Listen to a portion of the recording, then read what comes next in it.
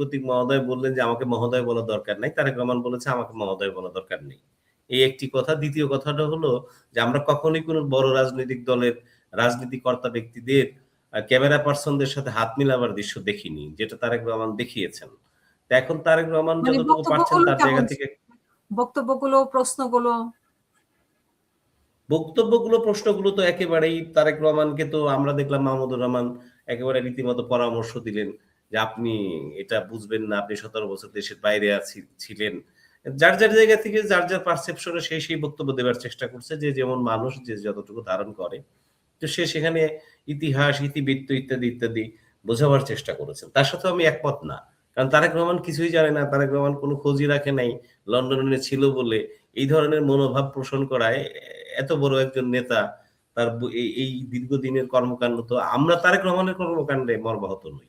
বিএনপির অনেক কর্মকাণ্ডে আমরা মর্মাহত, কিন্তু তারেক রহমানের ব্যক্তিগত তারেক রহমানের কর্মকাণ্ডে কোনো মর্মাহত নেই। যেমন আমরা দেখলাম বেগম খালেদা জিয়ার মৃত্যুতে জানাজা কিংবা সব দলমত নির্বিশেষে সবাই তার প্রতি শ্রদ্ধা জানিয়েছে কিংবা শোকাহত হয়েছে। কাজেই তারেক রহমানকে নিয়ে প্রশ্ন আসলে এই মহলে তার কর্মকাণ্ড নিয়ে, তার রাজনৈতিক দলের যে পেরিফেরি, মানে তিনি একটি গণ্ডিবদ্ধ হয়ে যায় কিংবা গোষ্ঠীর কাছে আবদ্ধ হয়ে মিসগাইডেড হন কিনা, এই সংখ্যাটা আমাদের ভিতরে কাজ করছে।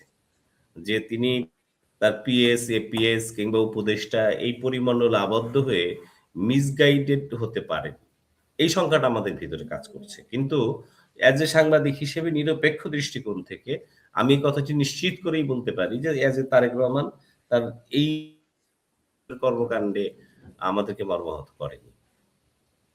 এটা হলো আমার একেবারেই ক্লিয়ার বক্তব্য। আর সর্বোপরি কথাটা হলো যে মেলা নেগেটিভ তৈরি হচ্ছে, তো এই প্রযুক্তিতে এই একটা ন্যারেটিভ তৈরি করে নির্বাচনকে বিলম্বিত করবার যে প্রচেষ্টা, সেই প্রচেষ্টা অব্যাহত আছে। কিন্তু আমার কথা হলো যে কোনোভাবেই জনগণ একটি ভোট দিক।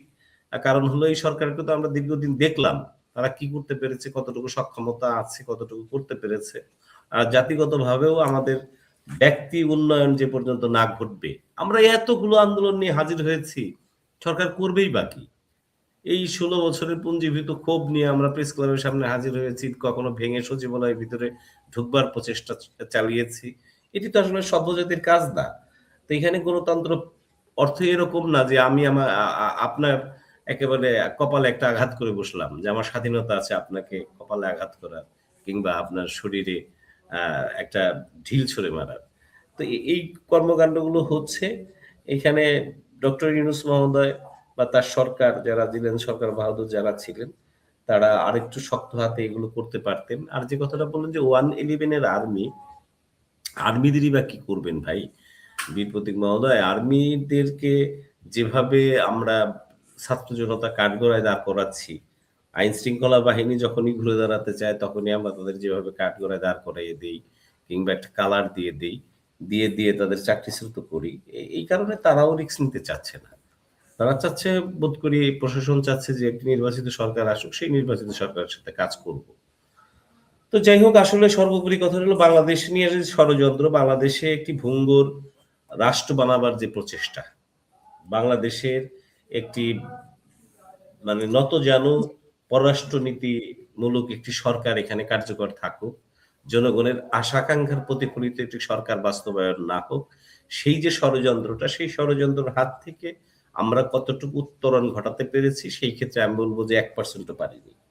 তার মানে আমাদের কিছু কিছু রাষ্ট্র আছে, পার্শ্ববর্তী দেশ আছে, যারা চায় যে এই দেশে একটি ভঙ্গুর সরকার ব্যবস্থা থাকলে আমরা রাষ্ট্র ব্যবস্থা ঘুরে দাঁড়াতে পারবো না। তো তারা সেই ক্ষেত্রে সার্থক হয়েছে। আজকে জামাত অ্যালায়েন্স এবং বিএনপির মধ্যে যে দ্বন্দ্ব, এই দ্বন্দ্বটি দেশের সার্থকতা এবং আওয়ামী লীগের চূড়ান্ত সার্থকতার ফসল। আওয়ামী লীগ অ্যালায়েন্স নাকি বিএনপি অ্যালায়েন্স এবং জামাত অ্যালায়েন্সের যে দ্বন্দ্ব, এই দ্বন্দ্বটি মূলত ভারতের এবং আওয়ামী লীগের সার্থকতার চূড়ান্ত ফসল। এই বিশ্লেষণটা তো হয়তো আমরা কেউ ভাববো না, কেউ করবো না, যে আসলে আওয়ামী লীগ যেহেতু তারা নিজেরা দাঁড়াতে পারবে না, নিজেরা ভোটে দাঁড়াতে পারবে না, সেইখানে বিএনপির সাথে তাদের মিত্রদের সাথে একটা দ্বন্দ্ব লাগিয়ে দেশে একটি নৈরাজ্যকর পরিস্থিতি সৃষ্টি করবে, যে প্রচেষ্টা রয়ের এবং আওয়ামী লীগের যৌথ প্রযোজনায় যে উপস্থাপন হবার কথা ছিল, সেটি একেবারে পূর্ণাঙ্গভাবে উপস্থাপিত হয়েছে। আমার কথার সাথে আপনারা দ্বিমত থাকতে পারে, করতে পারেন, এটা গণতন্ত্রের সৌন্দর্য, কিন্তু এটা আমার ব্যক্তিগত মতামত। যেখানে সক্রিয় ভূমিকা পালন করছে এবং আওয়ামী লীগ এবং বিএনপি এবং জামাত জোটের মধ্যে একটি দ্বন্দ্ব লাগিয়ে দিয়েছে। আজকে দেখেন, কর্নেল ওলি মহোদয় তিনি স্বাধীনতার পক্ষের শক্তি, জামাতকে স্বাধীনতার বিপক্ষের শক্তি বলা হতো।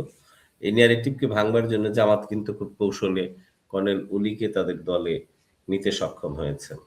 আবার হাত পাখার বাতাস নিয়ে এখনো তাদের জোটে আসন বন্টন নিয়ে একটা সমস্যা তৈরি আছে, সেগুলো আমরা দেখতে পাচ্ছি। যে দেশি বিদেশি ষড়যন্ত্র অব্যাহত আছে, সেই ষড়যন্ত্রকে রুখে দিয়ে বাংলাদেশের মানুষকে একটি শক্তিশালী সরকার গঠনের মধ্য দিয়ে সামনে এগোতে হবে।